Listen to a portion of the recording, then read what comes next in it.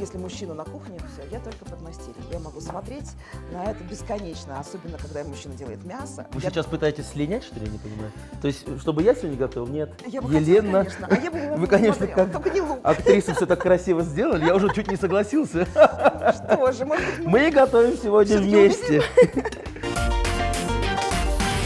Здравствуйте, дорогие друзья! İstenmez Хермат Эдуслар. Вы смотрите кулинарное шоу «Секреты татарской кухни». Сегодня с нами готовит заслуженная артистка Республики Татарстан, ведущая актриса Казанского театра юного зрителя Елена Калаганова. Встречаем Елену. Елена, здравствуйте! Здравствуйте. Добрый день. Я знаю, что у вас традиция. Я тоже принесла вам куштанаш. Куштанаш? Да. Это конвертик? Это конвертик, это волшебный конвертик. Угу. Там лежат билеты на спектакль, дипломный спектакль 4-го курса театрального училища, моего курса, которых вот я растила 4 года. Шекспир, сон в летнюю ночь. Увидимся в театре. Увидимся в театре. Елена Калаганова, заслуженная артистка Республики Татарстан, актриса Казанского государственного театра юного зрителя. Родилась в актерской семье Нины и Александра Калагановых. В 1992 году окончила с отличием Казанское театральное училище. В 2002 – Российский институт театрального искусства ГИТИС. С 1993 года актриса Казанского ТЮЗа. За время работы в театре ею сыграно более 20 ролей. Мирандалина, трактирщица Гальдони, кухарка в спектакле Чехова «Свадьба с генералом», Красавина в пьесе Островского «Женитьба Бальзаминова» и многие другие. Работу в театре Елена совмещает с преподавательской деятельностью в Казанском театральном училище. В этом году она выпустила свой первый курс студентов. Надеюсь, вы знаете, что главное условие участия в нашей программе – это, конечно же, вкусно накормить ведущего программы Руслана. Я очень буду стараться. И блюдо, которое мы готовим, называется? Ну, в разных народах по-разному называется это блюдо. В Советском Союзе это называлось вообще макароны по-флотски, а в Италии это называется болонезе или паста. А мы будем готовить с нашим национальным уклоном, будем готовить татарскую лапшу. У татар он называется итле токмаш. Да. Все для этого у нас готово. На вас, наверное, тесто будет основное. Да, давайте я знаю, вы займусь любите тестом. месить тесто. Обожаю месить тесто. Так. Вам я доверю, наверное, мясо, Так, лук. какие виды фарша мы сегодня используем? Вообще, в принципе, туда можно использовать любой фарш. Сегодня, чтобы он был весь сочный, я решила соединить говядину и индюшатину. То есть два вида фарша здесь. И индюшатина. Телятина, индюшатина. Да. Так, хорошо, я все это перемешаю. Наверное, порежем лучок немножечко, Лучок, да? пожалуйста, помогите Я думаю, мне, а то даже я буду два. плакать, да. Это мое любимое дело. Итак, мы Побольше готовим за меня. итле токмаш прямо сейчас. Прошу, расскажите, из чего делаете тесто, Елена? Я решила не добавлять жидкости. Я решила делать настоящую, значит, смешать просто муку и яйца, 3 яйца. Ну и сейчас будем, поскольку меня, когда меня отец учил готовить, все у нас в семье было вот на глаз. То есть есть какие-то рецепты, когда точно-точно, да, но вот отец был замечательно готовил, был таким домашним поваром, и он все, вот у него вот глазомер был идеальный. То есть мерного поэтому- стаканчика в вашей семье не было? Ну, был, но какой-то такой невнятный. Какие кулинарные шедевры вам достались от отца и от матери? Знаете, от отца досталась пицца. Когда вот в Советском Союзе стали узнавать про пиццу, про итальянские всякие блюда, вот он очень полюбил рецепт, придумал свой рецепт, фирменный рецепт, такой пицца а-ля рюс, калагановская пицца. Но мы помним, когда ваша мама приходила к нам на эту кухню, и мы готовили знаменитую калагановскую пиццу. Кстати, я думаю, что вы тоже сегодня будете пиццу готовить на по своему рецепту. Ну, после мамы, как Да, же я... понимаю. Нет, понимаю. мама у нас Да. держит. Марку. Да. Больше того, он даже же участвовал в конкурсе, он вызвал на дуэль, на пиццевую дуэль итальянца, и по общему мнению пиццы были равные, то есть одинаково вкусные, что итальянская, что русская Что калагановская. и подтверждает уровень мастерства вашего отца. Расскажите, ну, когда ты живешь в династии актеров, мне кажется, другого выбора профессии не было у вас, нет? У меня действительно не был другой выбор профессии, я как-то втекла. Нет, я сейчас вас пытаюсь обманывать, конечно. Я пыталась стать человеком вне театра. Была у меня такая попытка. Меня родители никогда не приваживали к театру, я сама туда всегда бежала, не отдавали ни в какие театральные кружки. А так сложилось, что после школы я должна была уезжать в Саратов. Я уехала там благополучно, и каким-то чудом, это просто необъяснимый до сих пор для меня факт, я поступила на физический факультет университета, на физику. За меня физику всегда писали мои одноклассники. И Это, кстати, мой нелюбимый предмет. выпускные экзамены тоже за меня писал Рустик Садыков, который сидел рядом и тихо мне писал ответы. Рустик Садыков, спасибо вам. Передаю привет Рустику Садыкову. Я знаю, почему я поступила на физику, потому что я пришла, там было очень много абитуриентов, и там стоял красивущий рыжий парень. Я поняла, что я пойду туда, куда он пойдет, в эту аудиторию. Я просто писала, что сидела. Может быть, влюбленность мне помогла. Он был очень красивый, высоченный и рыжий. Я первый раз видела такого красивого рыжего человека. Я, в общем, благодаря ему, наверное, я что-то там То есть написала. такой был стимул для вас. Да-да-да, правильные какие-то ответы. Потом, значит, закончились эти экзамены, я осталась одна и поняла, что, в смысле... Парень не поступил? Я не знаю, наши пути разошлись. В результате я поняла, где я, зачем я здесь, зачем физика. И как-то так, не приходя в сознание, осенью я оказалась на дополнительном наборе в Казанском театральном училище, и набирали Юнона Карева и Вадим Кештер. И я в Казанском театральном училище, уже никакая физика. Это был единственный такой заход мой в нормальную жизнь. Ага. И все, я пошла в актрису. Я пошла в актрису. Слава богу, я вам скажу. Так, я его вот уже вымесила. Мне кажется, Так, уже пора досочку, на да, досочку. Да, его на секундочку. досочку выкладывать. Татары Да, называют она мне- досочку двумя словами куна тактасы. Как? Куна тактасы. Да, Медленно очень я красивое записываю. слово. Очень красиво, Так, действительно. скалочку сейчас. Да, пожалуйста. Фарш готов. Лучок. Да, я порезал. Да, готов. Что делать Прекрасно. дальше? Я Елена? думаю, что нам нужно обжарить лучок. Сначала, да? Да, на сковородочке. До Обязательно. золотистого такого цвета. А потом Мгм. смешать фарш и обжарить тоже. То есть и фарш потом тоже обжариваем? Да. Хорошо, конечно. Елена. Ну а сейчас расскажите, пожалуйста, нашим зрителям. После успешного окончания Лозаннского училища Да. вы пошли искать работу? Я, Как и все студенты. как и все... Нет, тогда нас еще даже распределяли. А, к нам уже было приезжали. распределение? Там какой-то был уже свободный график, но к нам приезжали режиссеры, что-то смотрели, можно было что-то выбрать. Я же была очень гордая. Я же хотела доказать, что у меня фамилия Калаганова, но ее никак не зависима от родителей, поэтому я не пошла в родной театр, в котором я выросла и работали мои родители. Я поехала в Даль. Даль — это был город Киров и прекрасный театр на Спасской под руководством Александра Клокова. Я там проработала ровно год, поняла, что я просто умру от тоски и вернулась к родным людям. И с тех Но пор все я равно какой-никакой здесь. опыт ведь. Опыт был прекрасный, огромный. То есть в 20 лет, даже в 19, сыграть Дашу Шатову в «Бесах» Достоевского, это дорого стоит. Браво, 6 часов шел спектакль, в перерывах играл оркестр, и мы 6 часов тянули вот это все. Но это было здорово, это было огромное погружение и огромная работа. Ну, родители, наверное, были радостны, когда вы вернулись. Мама Чё? сказала: доченька, слава богу, ты пришла. Она опять здесь. Она опять здесь. Но я вернулась, и все, да, и все было хорошо. Ну, кстати, вот вы действительно с самого детства в этом театре ходили за кулисами, смотрели, как играли артисты. Не надоело? Нет, я обожаю своих родных людей, обожаю этих артистов. Я просто выросла, перелюбила всех мужчин-артистов, естественно, всех красавцев, всех героев. Можно с уверенностью сказать, что сбылась мечта маленькой девочки, которая когда-то за кулисами смотрела на игру актеров, а через несколько лет сама с ними же уже выступала на сцене. Да, сбылась мечта. У меня вообще многие мечты сбылись.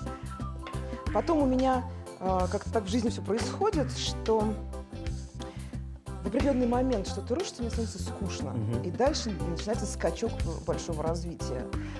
Когда театр сгорел, театр был прекрасен, театр получил золотую маску, одну из первых золотых масок вообще тогда в стране, 96-й год, а потом пожар. Пожар достаточно мистический, потому что сгорел театр, это сценный зал сгорел. То есть театр-то стоит, сценный зал нет. И все это как-то встало, а я уехала, поступила в ГИТИС. Я уехала в Москву и как бы еще одну свою мечту осуществила. Елена, лучок, посмотрите, какой золотистый получился у нас. Очень красиво. Добавляю фарш. Да, Напоминаю, добавляю фарш. говяжий и индюшачий. И у нас индюшачий, да. Мы их смешаем здесь же сразу. Так, кстати, вот я вижу И чесночок. чесночок, тоже пожалуйста. можно, Да, да? обязательно. Для аромату. Да, у итальянцев вообще правило на горячую сковородку первым класть чеснок. Тогда он дает аромат, а потом они уже все. Ну и мы сегодня чуть-чуть Ну, мы татары повторим. русские, мы немножко, да, Ну, чуть-чуть, по-своему. да. Мы все равно не опоздаем. Какая красота-то получилась у нас. Тонкое-тонкое красивое тесто. Да. Что делаем дальше? Ну что, я думаю, что пора уже его резать. Буду я его нарезать. С тестом, на самом деле, в нашей семье тоже нежные отношения. Тесто я люблю во всех проявлениях, во всех ипостасях. Съедобных и несъедобных? И съедобных, и несъедобных, потому что я из теста еще делаю игрушки. Игрушки из теста? Игрушки из теста. Я делаю куклы из теста, а точнее плакетки. Такая картинка, она полуобъемная, то есть ее можно потрогать, погладить. Это все делается из теста. Как вы себе нашли такой талант? Один раз отец притащил какой-то странные колбаски такие цветные и сказал: Лена, это суралин. Я говорю: в смысле? Я знаю только пластилин. Он говорит: я тоже знаю только пластилин, давай суралин попробуем. И мы стали лепить. Потом мы поняли, что и суралин пропал, поскольку пропадало все. И мы стали лепить из теста. Не было ли желания сделать какую-то свою выставку маленькую? У меня была даже выставка. Была выставка? Была выставка в Ибиволе, все это было прекрасно. Потом я бы и сейчас ими занималась, мне просто некогда. Я довожу курс. Вот я надеюсь, что когда выпущу своих студентов, я сяду и снова вернусь к своим куклам. Кстати, Елена, как вот, во-первых, конечно, ваш график тяжелый, да, времени практически нету. И тут решение стать преподавателем. Это как-то было бессознательно принято решение. У меня были совершенно другие планы. Я была вся как-то на взлете, куда-то, значит, я собиралась. Мне 4 года назад позвонил мой знакомый Алексей Калиничев. Я знала, что он преподает в училище. Он сказал: Лен, я хочу тебе сделать одно предложение. Я говорю: предложение, от которого я не смогу отказаться? Он говорит: да нет, отказаться ты сможешь. Не хочешь ли ты попробовать? Я не понимаю, как я согласилась, и вот я на курсе.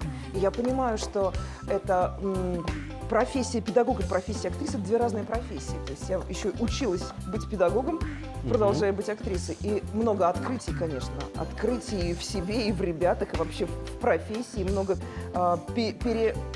нового понимания, что ли. В этом году у вас первый выпуск?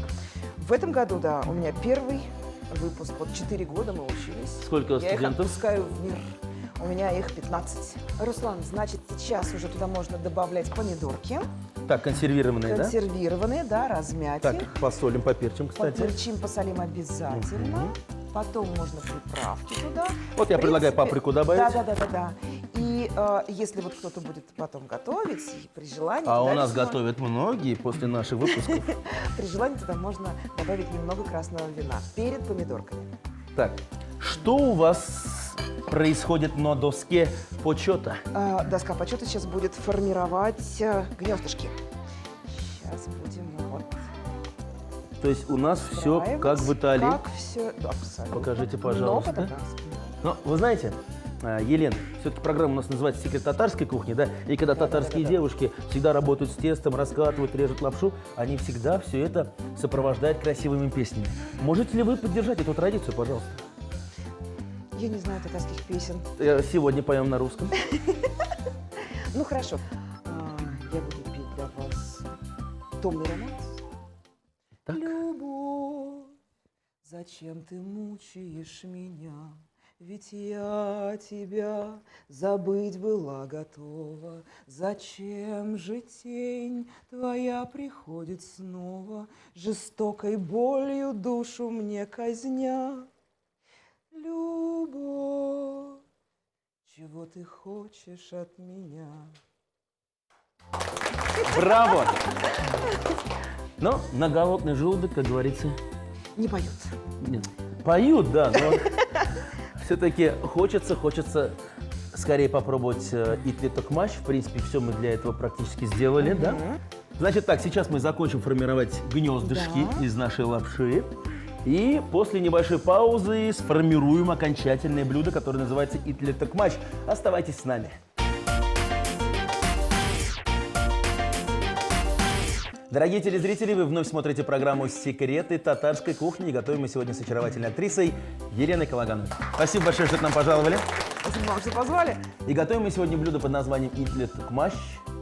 Фарш у нас готов. Здесь у нас индейка и говядина. Да, все это мы вместе с томатами пожарили. И наш токмач, наша лапша. Сейчас мы откроем крышечку. Вот она уже готова. Хорошо. Вот так вот Красиво у нас порционненько. получается. Вот так. Вот кружечки они должны, да, вот, сохраняются. Формируем. Опа. стекает. Давайте по 3 штучки, я думаю, да? Мне кажется, по 3. Ну, мне-то хватит. Елена, скажите, пожалуйста, вот вы уже сегодня сказали нам, что у вас 2 прекрасных ребенка. Великолепно. Последовали они по стопам династии Калагановых и тоже будут известными артистами? Нет. Про Ваню еще не очень понятно, но Даша выбрала уже себе другую профессию. Оба увлекались, ходили в студии, но Даша видит себя в Питере, а то и в Москве. Угу. И это, В какой профессии? Это все связано с искусством, но это не сцена. То есть Мне это не театр? Да, это не театр. И мне это нравится. Ваня вдруг меня напугал и сказал, что, может быть, я буду режиссером. Я как так, ну... И вроде Сынок. Как, сынок, не стоит. Ну, вроде как он увлекся другим. То есть вы всю эту информацию сказали мне с радостью. Ну, Ну, а может быть, династии продолжится, посмотрим, друзья. такие Я думаю, неисповедимые пути. Пока меня это радует. Но если что-то вдруг сложится, ну что, я буду противиться? Ну, конечно, нет. Это я не буду никогда говорить слова через... вашей мамы мне сказали. Да? Через мой труп. Только не это. Так, кстати, вот о театре вы сегодня говорили о своих детях. Ну, действительно, ведь студенты — это же дети, вы как преподаватель. Что Да, скажете? в какой-то момент выяснилось, что у меня не 2 детей, а целых 17. То есть 2 моих, 2 родных Ага. и 15 приемных. Ой, студенты, они прекрасные, они удивляют. И все, что получилось у нас со сном в летнюю ночь, это на самом деле какой-то удивительный, радостный, мучительный, но прекрасный процесс.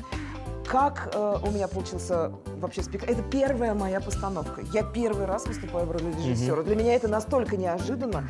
Я боялась и бежала от этого 3 года. И опять же, вот как мой главный режиссер в моей жизни Борис Ильич Цейтлин учит, в театре дело мистическое. Надо задавать вопросы, ответы придут. Почему-то я так и не дала ответ мастеру курса, что я буду ставить. Мы этим летом с моими родными детьми, Ваней и Дашей, гуляем по Праге, жара, 40 градусов, вечер, Прага прекрасна. Вдруг я так встаю на площадь и говорю, так, я буду ставить «Сон в летнюю ночь». На меня так дети, Почему? не знаю почему, не спрашивайте, но пришло. И вот отсюда с августа месяца началась моя внутренняя работа над «Сном в летнюю ночь». А тем временем вот такая красота у нас получилась. И тлеток матч готов. В принципе, уже можно и попробовать даже. Нет.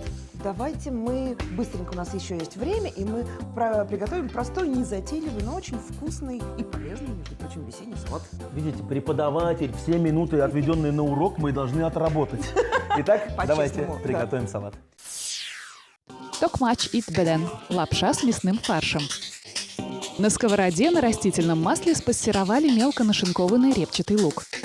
Далее добавили фарш из индейки и говядины, измельченный чеснок и обжарили до полуготовности. Затем приправили солью, перцем, паприкой и добавили очищенные консервированные томаты. Из 3 яиц и муки замесили крутое тесто. Раскатали в тонкий пласт и нарезали длинную лапшу, шириной приблизительно 1 сантиметр. Из лапши сформировали гнезда и отварили в подсоленной воде.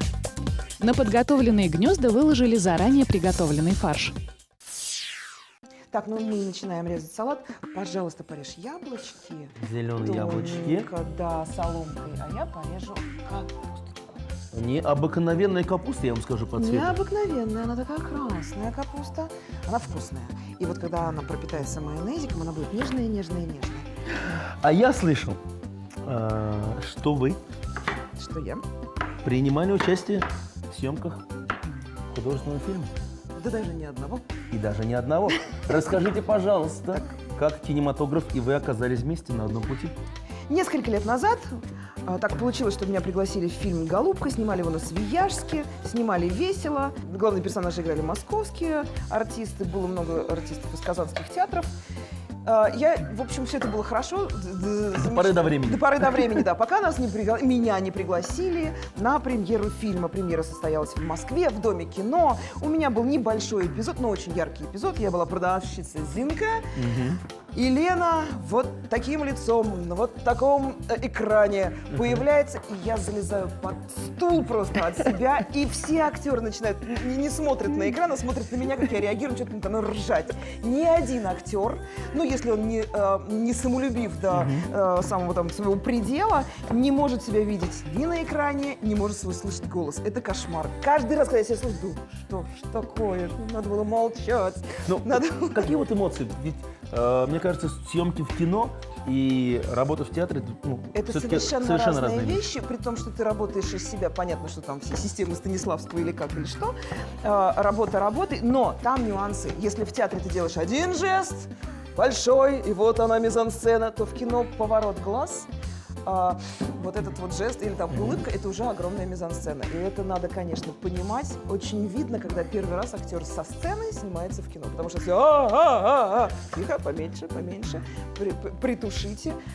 Потому что там масштабы не те. Ну и еще, если в спектакле ты можешь, допустим, одну сцену просадил, но ты знаешь, что следующий ты доберешь, то здесь у тебя есть один кадр, хочешь не хочешь, сделай. И это в вечность. Как говорила Раневская, да? Плюнул в вечность.